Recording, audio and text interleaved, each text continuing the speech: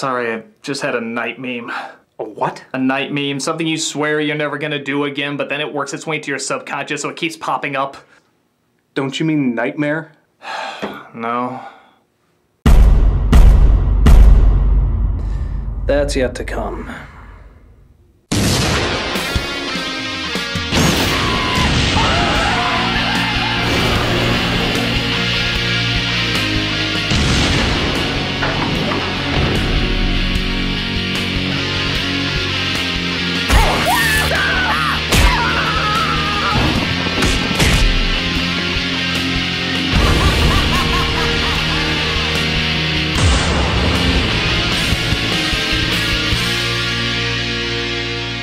Hello, I'm the Nostalgia Critic guy. Remember it so you don't have to. Once upon a time, there was an awesome movie called Jurassic Park. Then it gave birth to a shitty sequel called The Lost World. I don't think so. And then that gave birth to The Lost Cause, Jurassic Park III.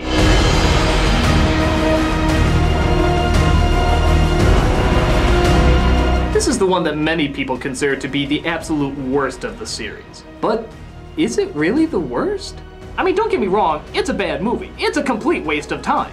But in a strange way, it kind of knows it's a waste of time. So it doesn't even try to be anything big and massive like its predecessors. On the one hand, it's kind of refreshing, as it's only an hour and a half long instead of 2.5 hours, and most of the time is focused on the dinosaur chases and not annoying characters. Ben! Well, I said most. But does that mean the movie should be hated more or less? It's kind of like punishing a child for doing nothing wrong, but the punishment is so ridiculously lenient that it's obvious the child isn't gonna learn his lesson. What's more tragic, the child wrongfully being punished or the parent not giving a crap if the punishment's effective? Let's finish off this trilogy. 60 million years in the suck. This is Jurassic Park III. It begins with a kid paragliding with some tour guides along the island from the second film that's apparently restricted. And in case that wasn't clear for all the kindergartners this movie was made for, they write it in big cartoon letters to clarify. Thank you. Why don't you just spell it out a little bit more in case we're too fucking stupid to follow?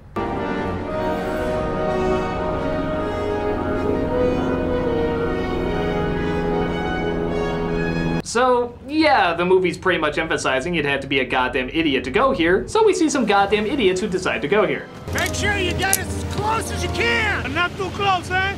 You don't want to be eaten! I mean, come on. They know they're taking a kid into a restricted area filled with fucking dinosaurs. What could possibly go? Yeah, after the dinosaurs eat the boat, the kid and the other guy, obviously there just to get eaten, cut loose and get blown onto the island. This leads us to Dr. Grant, a man who says he has no interest in returning to Jurassic Park unless he's paid a shit ton of money. He's played by Sam Neill, a man who says he has no interest in returning to Jurassic Park unless he's paid a shit ton of money. Hey, can't fault good casting. My editor thinks he's a paleontologist. That's good.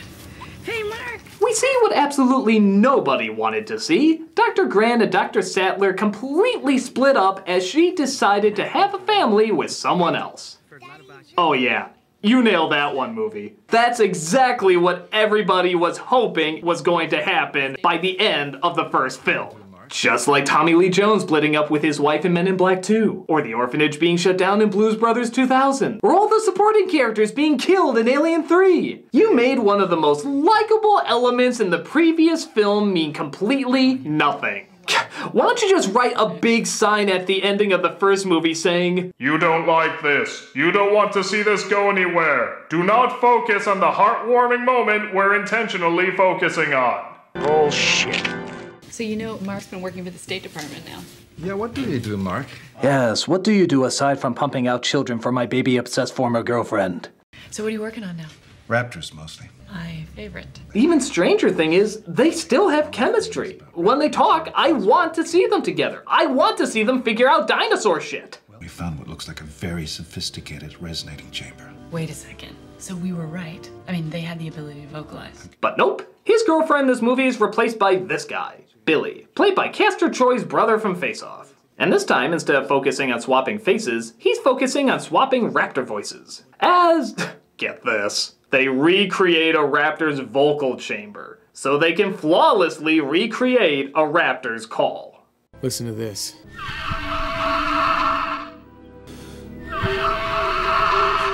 Yeah, I'm sure that's how it works. Hey look, I have the vocal chambers of Keanu Reeves. Whoa. Bogus. Somebody put me in a good movie. But it comes too late, as Dr. Grant has to go from fundraiser to try and raise money to continue his digging work. Does anyone have a question? Does anyone have a question that does not relate to Jurassic Park? Hey, it's like the real Sam Neill at a comic convention. Isn't all this conjecture kind of moot? Once the UN in Costa Rica and everyone decides how to handle that second island? What John Hammond did at Jurassic Park is create genetically engineered theme park monsters. You wouldn't want to get onto Isla Sorna and study them if you had the chance? No force on earth or heaven could get me on that island. That's right, no force on heaven or earth could possibly get him on that island. Except for the exact same thing that got him there in the first one. I could write all kinds of numbers on this check, Dr. Grant. This expedition is run by Paul Pussy and Amanda Pussy, played by William H. Macy and Taya Leone, who tell Dr. Grant they want to explore Isla sequel on a plane for their anniversary. And because this movie is just eager to get itself over with, he blindly agrees. But he can't help but feel something terrible lies in the future.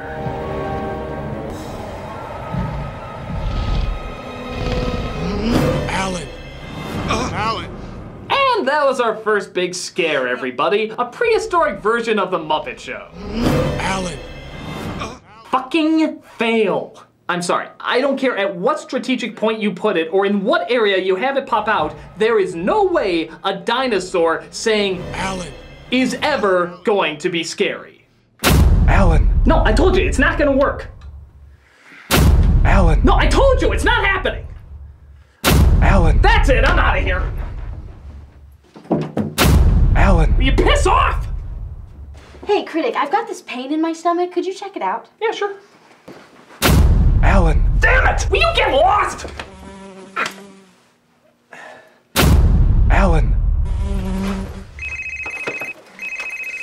Hello? Hello, is this Nostalgia Critic? Yeah? This is the St. Joseph Hospital. I regret to inform you that your mother has just passed away. What? Yes, she died last night peacefully in her sleep. God, I didn't even know she was sick. She wanted to keep it from you. She knew how busy you were and didn't want to interrupt your work. Sweet Jesus. She fought hard. She put up a good fight. But in the end, there's simply nothing we can do. I'm sorry, son. What? Did she leave any final words? As a matter of fact, she did. Well, what were they? It was one single solitary word. Well, what was it, please? All right. Are you listening? Yeah. Are you listening? Yeah. Are you listening? Yeah. Are you listening? Yeah. All right. Here is her final word. Alan. I hate this dare! I got it, forgotten. And if you look down below, you'll see the leftover animation from The Land Before Time 6. Oh, I mean, don't they look real? Wow. We have a landing strip up ahead. You want me to put it down? What do you mean set it down? You can't land here. What are you talking about? However, when they look for a place to land, Dr. Grant urges them not to, but gets knocked out. When he wakes up, he finds out that the whole point of this journey wasn't to just go sightseeing, but to bring back their son who got lost while paragliding. They also have little to no money, are currently divorced, and really enjoy unknowingly shouting their son's name. Eric! Eric! Eric! Eric! Eric! Eric! Do you think this island is the police office from Home Alone? I don't think you can just randomly find someone by shouting across the room. Will you tell your wife to stop making that noise? That is a very, very bad idea. Dr. Grant said that's a bad idea. What's a bad idea? What was that? George of the Jungle, what do you think? So as our team is clearly wondering why the hell they didn't bring a helicopter, seeing how they don't need a runway, the plane is knocked over by something obviously hungry for extras. Oh, please let this be one of those monster movies where the black guy doesn't get. God damn it! It's okay. Just use the bullhorn to call the police. All right, you guys go ahead. I'm gonna keep looking for you in here. Oh, hey, I see what you did there. But sure enough, who makes another appearance? I'm the motherfucking T-Rex! Yeah! Fuck yeah! Go in there and teach that squiggly jawed bitch! Yeah! Yeah!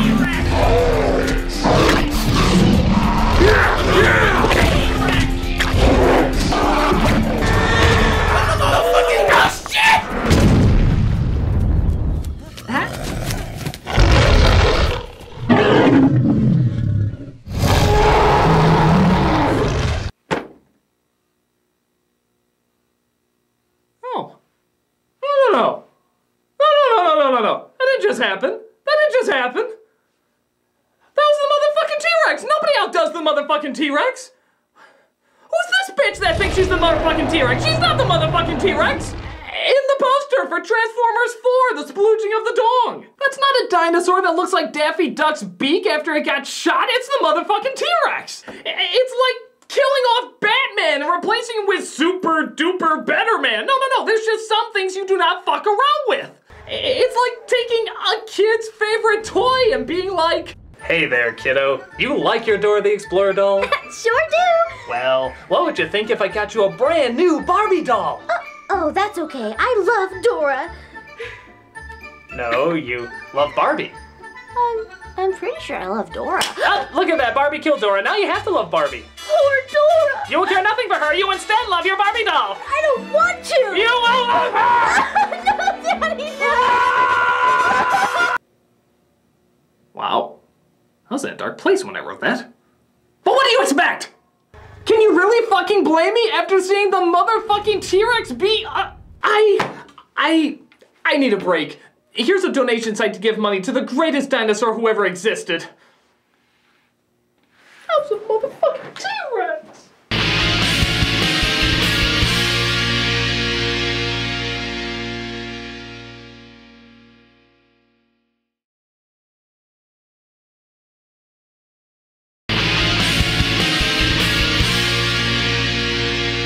So after the T-Rex is killed by the Who Cares-osaurus, Dr. Grant lets out his frustration on Mr. and Mrs. Pussy.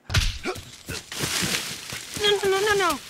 Please don't. Stop, please. And as is typical with every Taya Leone performance, Willy Wonka feigning interest still comes off as more convincing. Please don't. Stop, please. Stop, don't, come back. The whole movie, she's like a robot who's trying to figure out this human thing called emotion.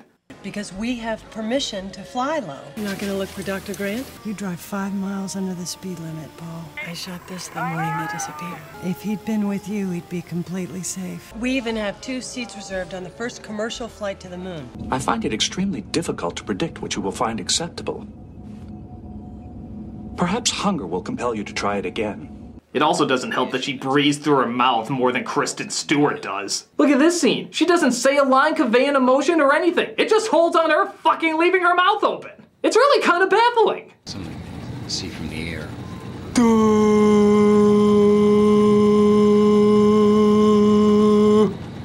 By a pretty big fucking amount of luck, they find the kid's parachute as well as Ben, the guy who was paragliding with him. Or at least what's left of him.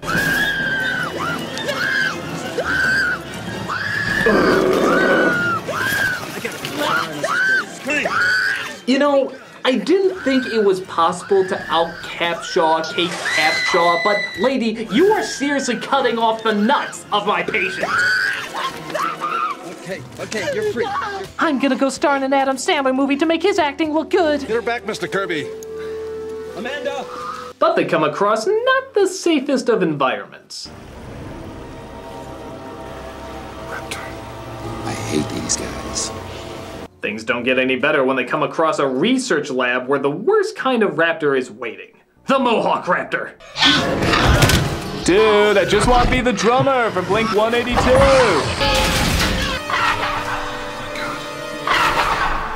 He's calling for help. I'm intrigued by this thing I said I'd never be intrigued by in the opening. So the raptor Raptors let out the call of Darth Vader with mucus buildup. As everyone gets to safety except Grant.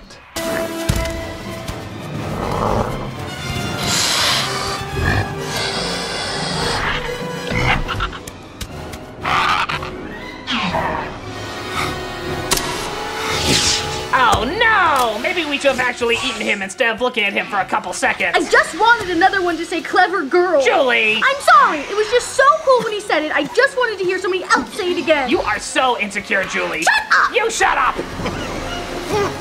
Thank God Princess Mononoke comes in to save the day, which turns out to be Eric Von Plotpoint. When the engine cleared out, they left a lot of stuff behind. Any weapons? No. I just used the last of the gas grenades. Eric, I have to tell you, I'm astonished that you've lasted 8 weeks on this island. Is that all it's been? Okay, I'm all for strong kid characters contributing more to a story aside from being a helpless waif, but 8 weeks on his fucking own? On a goddamn island filled with dinosaurs? This is T-Rex P. How'd you get it? You don't want to know. Why the hell did we even need to rescue this kid? We could just drop a bunch of paper clips and a balloon and he'd have an army-style raft in a millisecond. They shouldn't be saving that kid, he should be saving them. Did you read Malcolm's book? It was kind of preachy. And too much chaos. Everything's chaos. It seemed like the guy was kind of high on himself. That, and he included all his ums. Who does that? But when looking for one another, they hear a phone ring and conclude that it must be the other group. I knew it! My God. However, strangely enough, neither of them seem to have the phone. I don't have it. I loaned it to Nash. He must have had it when he...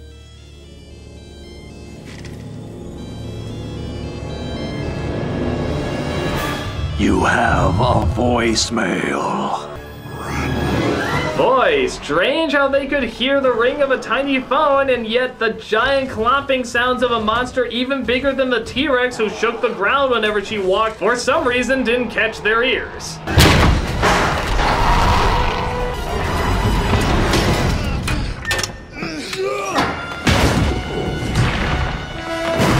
Yes, obviously, if she could crash through a giant spike-filled gate, surely a small steel door would be too much for her. I'm sure she shares in the same pain as the aliens from Science. But we do discover why the raptors have been pursuing them as long as they were. Billy, a fucking expert on dinosaurs, thought stealing a few eggs wouldn't piss them off at all.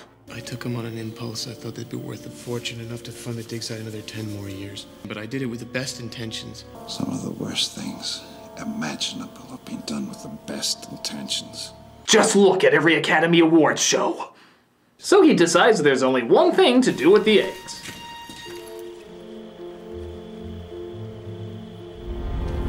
Destroy it! What if they catch us with them? What if they catch us without them? I thought we agreed we do not negotiate with raptors. So Indiana Schmo tries to lead them out safely, but guess what the fuck they come across? More dinosaurs! Oh God, Terry's never been the same since they canceled Pee-wee's Playhouse. Will you come outside and play with me? Will you go outside and play with me now? Huh. I guess the mother wants the kids to work for their food? I know whenever I feed a baby, I put the food at least 5 feet away from them. Lazy bastards should work for their own damn grub. Of course, he manages to pack the parachute perfectly, despite it being ripped up by a tree, and manages to save the kid.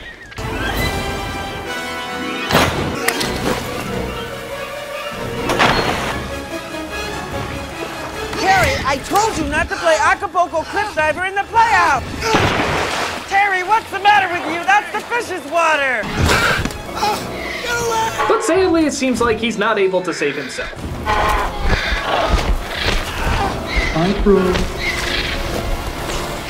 Despite the loss of their wingman, they still manage to throw in a few seconds of, oh yeah, dinosaurs are magical and shit.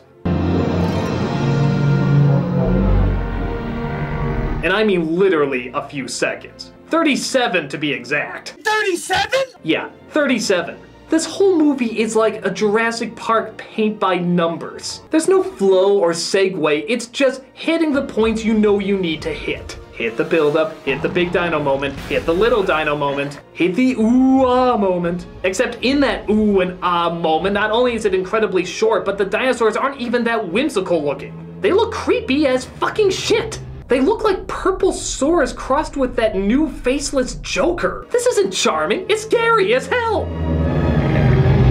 Ooh. Well, thankfully they come across one of the intentionally scary ones though. This ought to get a few thrills at least.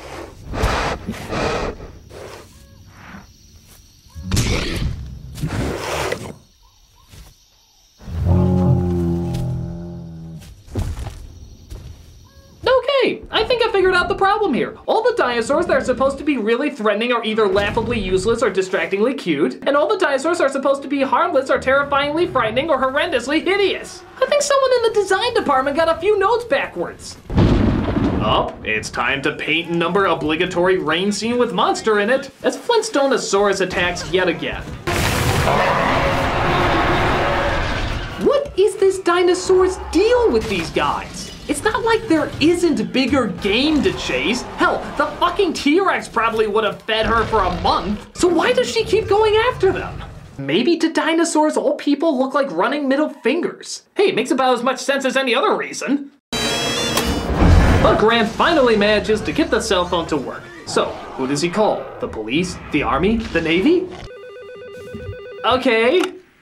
Hello? Take the phone to mommy now! Unfortunately, the kid gets distracted by the irony channel and they have to fight the dino off themselves. The river! Save me! Hello?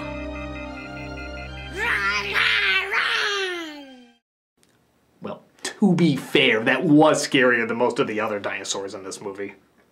But they managed to swim their way out just in time to paint number action breakup dialogue. Oh, it doesn't matter what it is they talk about. It could be anything. Really, fucking anything. Just to make people think they're not watching anything but mindless action when clearly that's exactly what they're doing. Come on, just a solid minute of filler. Remember when we went fishing a couple of summers ago? I was putting the boat in the water and the trailer sank. The tow truck tried to pull us out and it got dragged in too. The truck driver wanted to knock my lights out. I miss fishing. Or 10 fucking seconds will apparently do too. Wow, that must have been like a record. Possibly the fastest pointless exchange ever in an action movie. But like I said, nobody cares about getting invested this time around. Just show us what toys you want us to buy and we'll be good. Ah, here we go.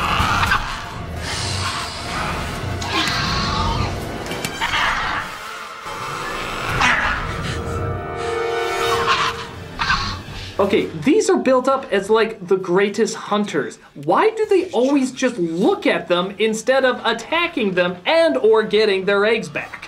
What is this, some kind of power trip for them? Well, what do we got here, Squiggy? Looks like a couple of dweebos that don't need their lunch money. Oh, it'd be a shame if something wants to happen to them. You said it, Squints.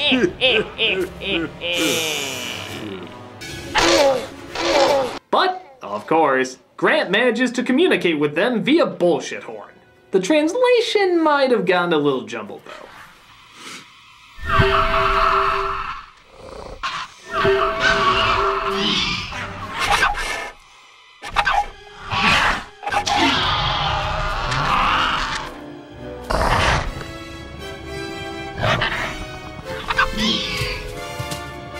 They manage, of course, to get away and come across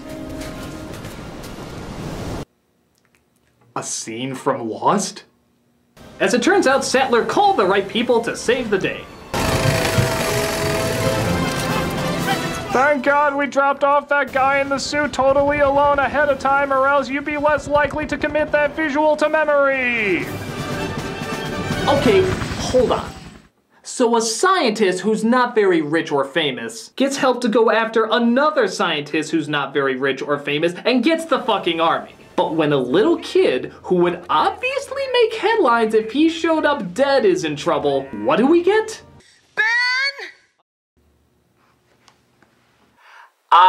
Bullshit. Bullshit.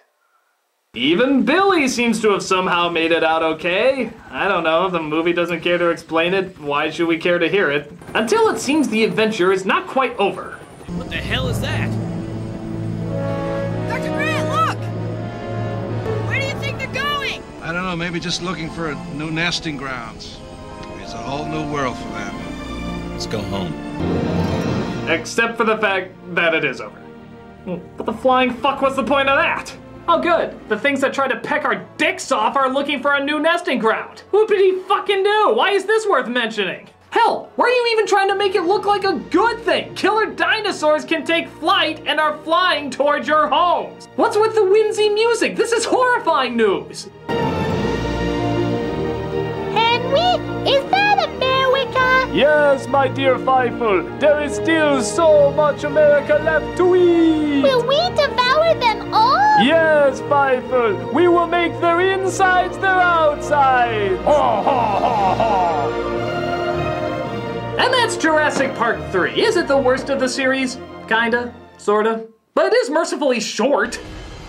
At only an hour and a half, the film plays more like a B movie. Just bring in who you like, get them into action quickly, and then have them leave just as quickly.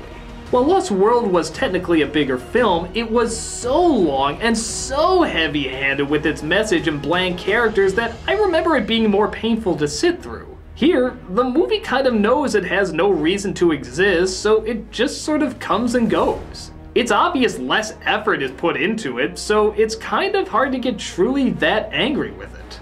It comes off as less of an insult and more something that obviously is just pointless in its existence. I guess in the long run, it's a personal preference which one is the worst. But one thing is definitely for sure. That is one big pile of shit. No, that's what I'm going to take on this movie, because not only does it deserve it, but it would also make it at least a little bit more interesting. I'm the Nostalgia Critic, I remember, so you don't have to.